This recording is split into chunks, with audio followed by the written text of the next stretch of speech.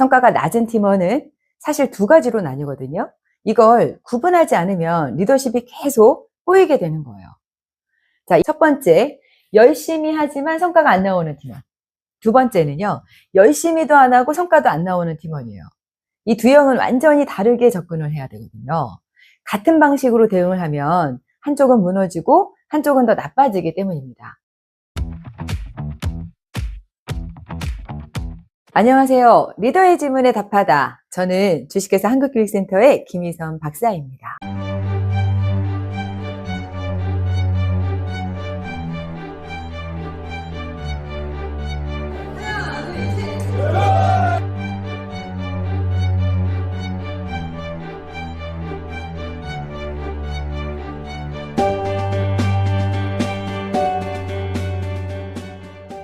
리더님들, 오늘은 어떠셨나요?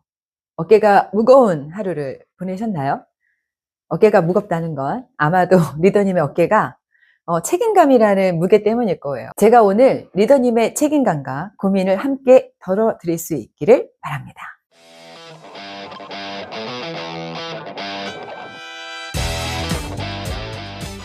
대표님, 네. 이번 고민이 입사한 지 꽤 됐는데도 결과가 안 나오는 팀원을 계속 기다려야 하는지 어떤 피드백을 해야 효과적인지 고민이라고 합니다. 맞아요.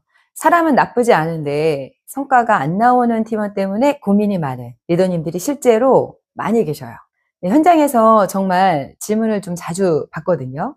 자, 오늘은 기업교육의 23년차 강사로서 여기에 따른 솔루션을 제공해 드렸던 그 경험을 토대로 성과가 낮은 팀원을 어떻게 성장시킬 것인지를 현실적인 기준으로 말씀드려보겠습니다. 많은 리더들이 이 문제 앞에서 고민합니다. 기다려야 할지, 더 강하게 얘기해야 할지, 아니면 포기해야 할지. 그런데 현장에서 보면 이 문제를 어렵게 만드는 이유는 하나예요. 모든 팀원을 같은 기준으로 보기 때문입니다. 성과가 낮은 팀원은 사실 두 가지로 나뉘거든요. 이걸 구분하지 않으면 리더십이 계속 꼬이게 되는 거예요. 자, 이런 유형은 딱 두 가지입니다. 첫 번째, 열심히 하지만 성과가 안 나오는 팀원. 두 번째는요, 열심히도 안 하고 성과도 안 나오는 팀원이에요. 이 두 형은 완전히 다르게 접근을 해야 되거든요. 같은 방식으로 대응을 하면 한쪽은 무너지고 한쪽은 더 나빠지기 때문입니다. 자, 먼저 열심히 하지만 성과가 안 나와요. 자, 이 팀원에 대해서 한번 말씀드려 볼게요. 한 유통회사에서 매우 성실한 직원이 있었어요. 야근까지 하면서 열심히 하고 또 요청에 대한 것도 잘 받아주고 태도에 있어서도 좋았습니다. 자, 그런데 성과가 계속 낮은 거예요. 자, 보통 이런 경우는 노력은 하지만 방향이 틀린 경우가 많아요. 자, 이때 리더분들이 실수하는 것이 있어요. 워낙 성실한 직원인 걸 알기 때문에 조금 더 해보세요. 계속 하다 보면 될 겁니다. 뭐 이런 격려처럼 들리는 이러한 피드백을 하는 경우가 있는데 사실은 방향 없이 버티게만 만드는 일이에요. 자, 해결 방법 세 가지. 먼저 방향을 재설정해야 해요. 방향 재설정. 자, 뭐냐면요. 글씨가 안 써지네요. 지금 방식에서 어떤 부분을 바꿔야 할까요? 질문을 통해서 현재의 방향을 점검하는 거예요. 자, 방향을 재설정하는 거. 두 번째는 기준을 구체화하는 거예요. 기준 구체화.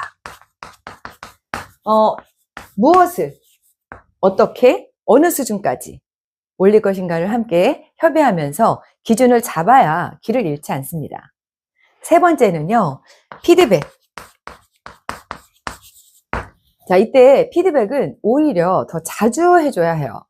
여기서 피드백은 비난이 섞이지 않은 피드백이 중요해요. 자, 목표와 방향을 자주 체크하고 점검하고 피드백을 하지 않으면 이런 유형의 팀원은 방치로 느끼고 금방 지치게 되거든요. 자, 열심히 하는 팀원은 방법만 바꿔주면 금방 성장하게 됩니다. 이번에는 두 번째, 열심히도 하지 않습니다. 성과도 낮아요. 자, 이런 팀원은 어떻게 해야 될까요? 자, 한 제조기업에서 지속적으로 성과가 낮은 직원이 있었습니다. 자, 이 직원은 업무 속도도 느리고 피드백에도 반응이 없고 개선 의지도 아주 낮았어요. 자, 이런 직원의 핵심적인 문제는 의지의 문제, 책임감의 문제가 있을 수 있어요. 자, 이때 조심해야 할 것은 리더의 착각이에요. 좋게 말하면 바뀔 것이다 라는 착각입니다.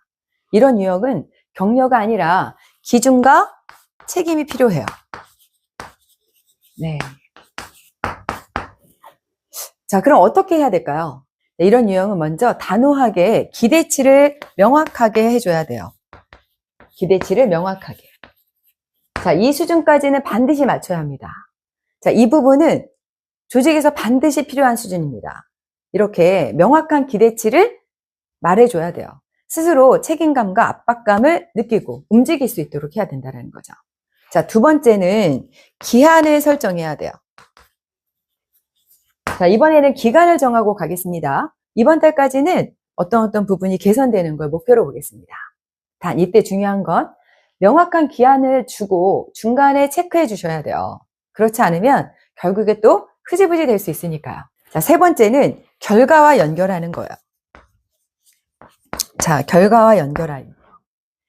자, 이번에 진행하는 부분은 개선 여부에 따라 다음 모모님의 역할에도 영향을 줄 수 있습니다. 이번에는 조금 더 명확하게 보겠습니다. 자, 이 유형은 코칭이 아니라 관리 차원으로 해주셔야 하는 유형입니다. 성장시키는 방법은 기다림이 아니에요. 바로 구분입니다.